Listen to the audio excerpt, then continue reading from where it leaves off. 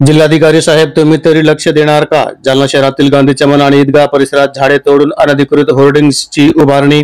कोणतीही परवानगी नसताना होर्डिंग कशी उभारली जाते? शहरातील नागरिकांमधून प्रश्न उपस्थित.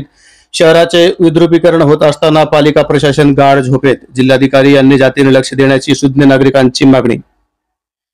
जालना शहरात अनधिकृत होर्डिंग्ज उभारणीला सुरुवात झाली आहे. दरवर्षी दसरा दिवाळी आली की बेकायदा होर्डिंगचा शहरात ऊत आल्याचे दिसून येत आहे. यामुळे शहराला बकाळ स्वरूप आल्याचे दिसून येते. शहरातील गांधी चमन परिसरात अनेक बेकायदा होर्डिंग्ज लागलेले बघायला मिळत आहेत. मागच्या काही दिवसांपूर्वी जिल्हाधिकाऱ्यांच्या आदेशानंतर अनधिकृत होर्डिंग्जवर पालिकेने कारवाई केली होती. मात्र आता पुन्हा शहरात अनधिकृत बॅनर लागलेले बघायला मिळत आहेत.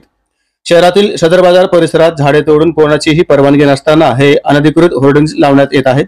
त्यामुळे याला कोणाचा वरदहस्त आहे का, असा सवाल सामान्य नागरिकांमधून उपस्थित होत आहे.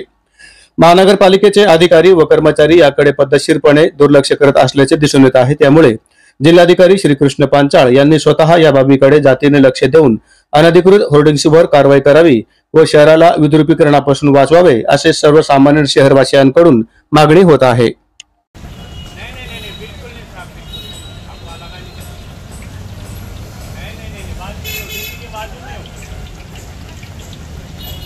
मेरी बात सुनिए, आप कमिश्नर साहब से मेरी बात करा दीजिए। और क्या नाम है इसका